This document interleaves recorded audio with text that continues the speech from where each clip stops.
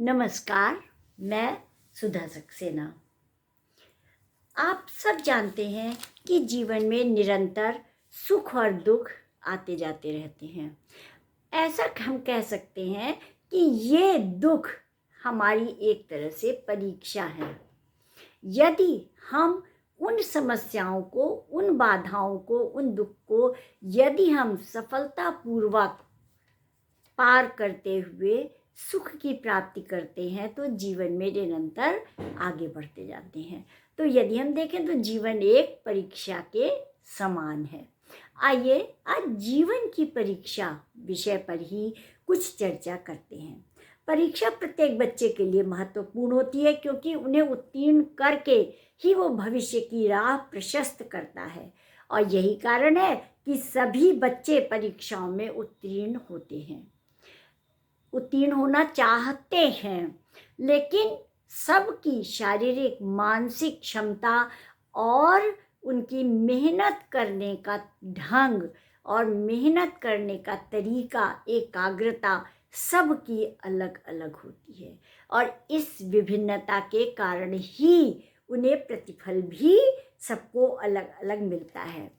हालांकि सभी उतना परिश्रम नहीं करते और उसमें से तमाम अनैतिक तौर तरीकों का आश्रय भी ले लेते हैं। इससे उन्हें क्षणिक सफलता तो मिल जाती है किंतु वे जीवन की वास्तविक परीक्षा में कभी भी सफल नहीं हो पाते हैं। अतः उनका कभी पूर्ण विकास संभव नहीं हो पाता है। परीक्षा में अनैतिक मार्ग अपनाने वाले इन बच्चों का जब जीवन की अत्यंत कठिन परिस्थितियां होती हैं तब उन्हें परीक्षाओं का सामना करना पड़ता है और वह सही निर्णय नहीं ले पाते हैं।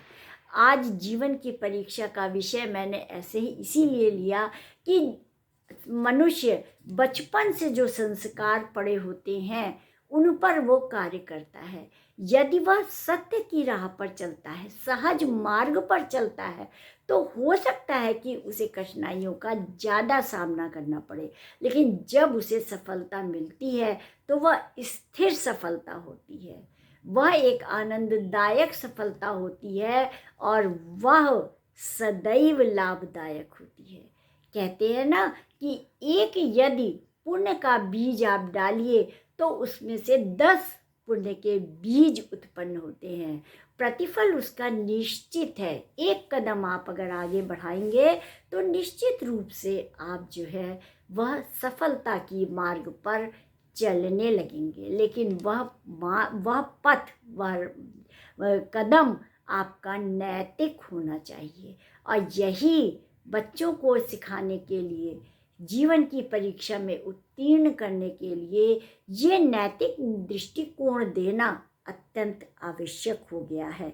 जीवन की वास्तविक परीक्षाओं में दस्तक देने वाले प्रश्नों का नकल या किसी भी प्रकार की अनैतिक प्रकार से हल करना संभव नहीं होता, क्योंकि जीवन में तरह तरह की समस्याएं आती हैं, सबकी अलग अलग परिस्थितियां होती हैं, अलग अलग प्रकार से उसको हल करा जा सकता है।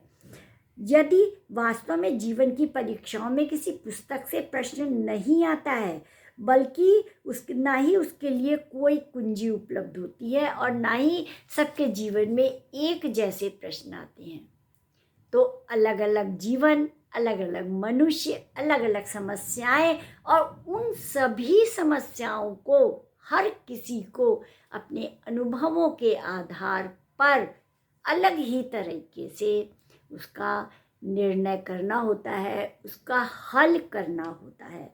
वास्तव में परमात्मा ने प्रत्येक व्यक्ति के लिए विशिष्ट प्रश्न पत्र तैयार किया होता है, जिसे संबंधित व्यक्ति अपनी क्षमताओं से ही हल करने में सक्षम होता है, वह अपनी क्षमताओं से ही हल कर पाता है। ये क्षमताएं भी ईश्वर की प्रदान की हुई होती हैं। जैसा कि मैंने पहले भी कहा कि सबकी शारीरिक, मानसिक और आर्थिक क्षमताएं अलग अलग होती हैं और उसी के आधार पर और अपने अनुभवों के आधार पर वह समस्याओं का समाधान करता है। प्रायः कुछ लोगों की परीक्षा अत्यंत कठिन प्रतीत होती है तो उसका परिणाम भी अत्यंत मनोहर होता है। वह जो कठिन प्रश्न है उसको वह अगर सहज और नैतिक ढंग से अगर उसको उस समस्या का समाधान करता है तो उसका प्रतिफल अत्यंत मनोहारी होता है। इसीलिए आरंभ से ही संयम, कठोर परिश्रम और न्यूनतम साधनों में जीवन व्यतीत करने की आदत डालने को कहा जाता है। बच्चों को प्रेरित किया जाता है, उन्हें न्याय सिखाया जाता है, उन्हें विवेकपूर्ण ढंग से जीने का ढंग सिखाया जाता है। बच्चों में ये चीज़ें, ये संस्कार यदि हम डालते हैं तो वह जीवन के कठिनतम क्षणों में भी विचलित नहीं होते हैं।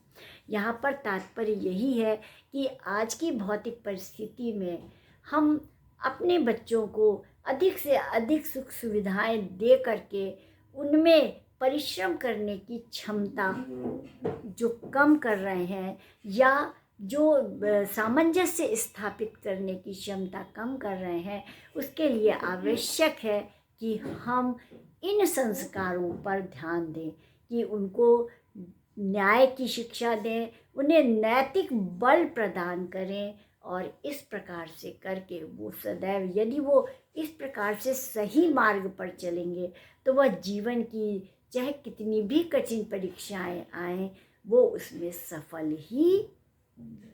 तो आज इतना ही। यदि आपने अभी तक मेरा चैनल लाइक और सब्सक्राइब नहीं किया है तो कृपया उसे कर लें। धन्यवाद। नमस्कार।